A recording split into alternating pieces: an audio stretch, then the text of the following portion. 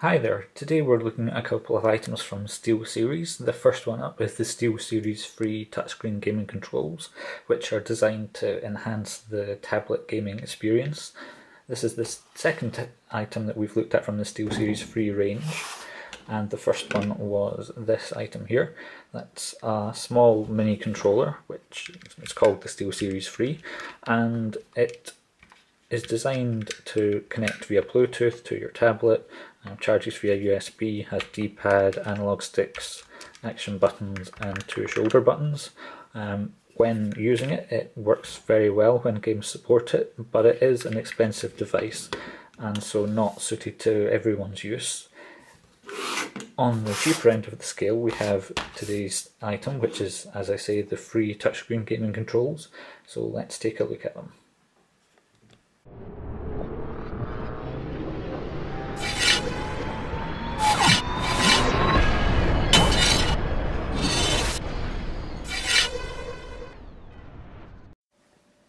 The SteelSeries free touchscreen gaming controls arrive in a box which uses a pretty standard SteelSeries design and colour scheme. We get a picture of the controls attached to a tablet up at the top there to just give a little indication of what it's going to look like, and then some information here on the contents of the box, the fact that it uses micro suction cup technology that leaves no residue, and that it's universally compatible. On the back there's a little bit more product information in 4 different languages and another view of what's included in the box. Opening it up, we get a few bundled items with the controller. The first one is a quick start guide, which just gives some very basic information on the product, again in different languages. We also get a little flyer telling us more about some items which are appropriate to mobile gaming, and also included is a sticker that we can attach to a case or a laptop or pretty much anywhere that we might want to put some SteelSeries branding. So suspended in a plastic tray we have this little carry case that just flips open, and we can then tip out the controls. We get this wheel here, but before we look at that, here are the 3 action buttons that SteelSeries provide. These look quite solid to begin with. Rubber top, sticky shiny base. They're not actually solid though. They press through, actually acting like a button, and that pushes down a tip inside onto the screen. So there is a decent amount of give in there so that it actually feels like a button. The wheel here has a lot of movement within the frame, pings back to the middle as you can see, and there are various suction cups around the bottom, again a capacitive tip on the base there, and as well as kind of moving within the frame like that, it can also be pushed in and out, so there's quite a lot of flexibility in the frame. Before we have a look at the controls being attached to the screen and how they work, we'll just spend some time having a look at the second product today. Something that SteelSeries have offered for quite a while now is official licensed Blizzard products, so that's things like World of Warcraft. They have some interesting mice and various different mousepad designs that they offer. Other ranges they have are some StarCraft 2 items, and with the new Heart of the Swarm pack, expansion pack coming out soon, we're now starting to see some new products from SteelSeries which are designed to tie in with that. So one of these is the QcK limited edition mousepad. This is the one with the basic Heart of the Swarm branding, arrives in a cardboard pack with a plastic insert. It just pulls out of there and then flips open to reveal the pad. It looks quite chunky when you first get it, but it's actually a very thin pad. We have the cloth surface on the top, which is designed to give us a decent amount of glide, regardless of the mouse we use, and it has a rubber base here. The dimensions of the mousepad are 320 by 270 millimeters, and it's 2 millimeters thick.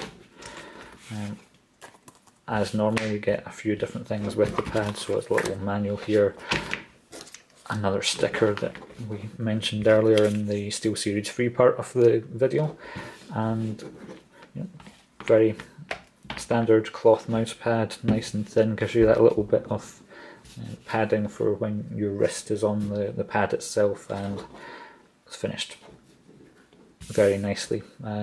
No fraying along the edges or anything like that out the box. Obviously can't tell what it's going to be like over time, but having used a few QcK pads before, that shouldn't really be an issue. So there we go, a little look at one of the new StarCraft 2 Heart of the Swarm products that's coming out in the near future.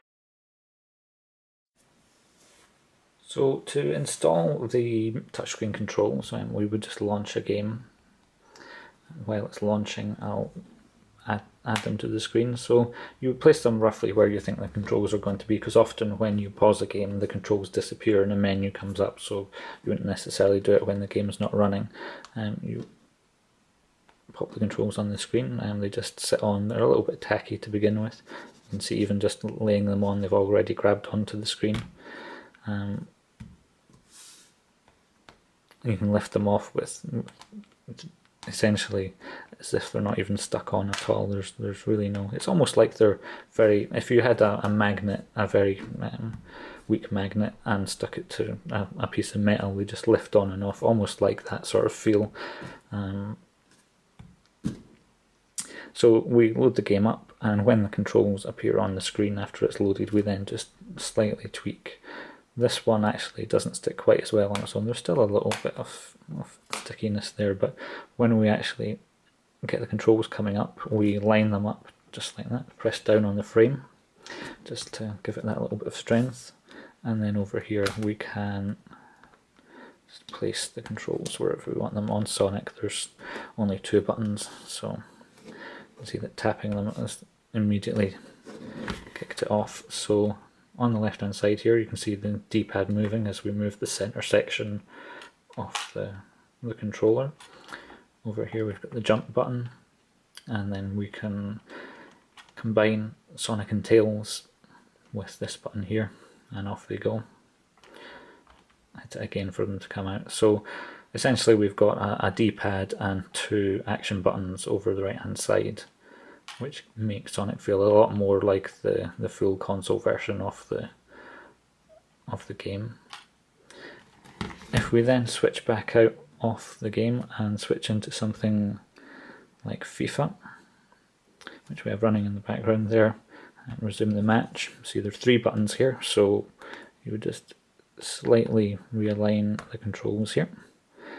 You want to keep them as close together as possible to make it feel more like a standard console controller, rather than put them in the middle of the on-screen buttons. And one of the main reasons for that is often they'll have wording like here, it changes between sprint, tackle, shoot, things like that. So you want to be able to see, when you're not familiar with the game, roughly what the action button does, and having them just off to the side resolves that. Sonic has a slightly different controller location over here, so you just lift it off, stick it back down again, and then off you go. It's stuck on quite nicely. Again, you've got that little bit of give in the buttons that will give you a more tactile feel rather than the on-screen controls. And again, it's just that design that SteelSeries have tried to go for, where you have a more console-like experience when you're touchscreen gaming. What it won't do is get rid of there's obviously touchscreen controls up there to pause it, and you're going to hit menus and things like that, but the overall feel is very much like a console game. And just to give another example, let's just switch back out, go into Max Paint.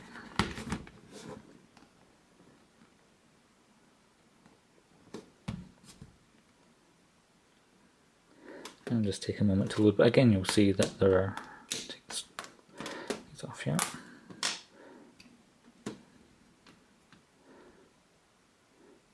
So go into new game. You can also adjust the touchscreen controls in a few different games. Max Payne allows you to move the D-pad location and reposition the action buttons over at the side here, but again it's just the default locations are not too bad. It's just about making sure that when you have movement in the wheel down the bottom here that you don't accidentally hit the main Android buttons at the base of the screen. So we're just going to go through a few different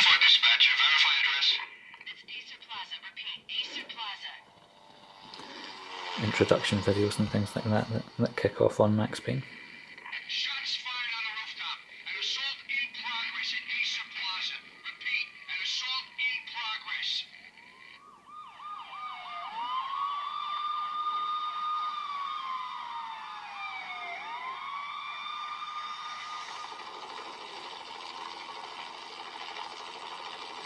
It's a war zone down here. K-95 dispatcher, need additional units. Additional units now. Officer in danger. Officer in danger. 10-5, please repeat. 10-5, all units emergency. Officer in danger, Acer Plaza, repeat. Acer Plaza, all units. They were all dead.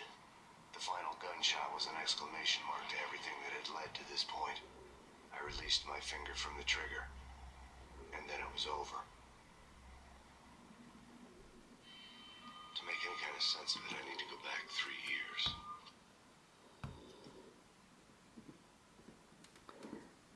So when we go into the main game interface, it's very much the same. Every game that we try with the SteelSeries free touch controls, it's just a case of positioning them on the screen, making sure that they're lined up in a way that feels right for our thumb, that doesn't obscure what's going on. The way the show started. And they work very well. Cheap, easy to use, pretty much all you would want from touchscreen controls. If you're not going to go for the expense of something like the SteelSeries free. And as you can see, Max Payne doesn't actually show you where the D-pad is, so you need to touch just to see. But you're going to put it there, make sure it's not going to go out to the edge to hit the Android button there, and then it's just a case of moving around and then firing off the action buttons as you want, so shooting and all the different things. You can go into bullet time and things like that whenever you need to. So yeah, that's the SteelSeries free.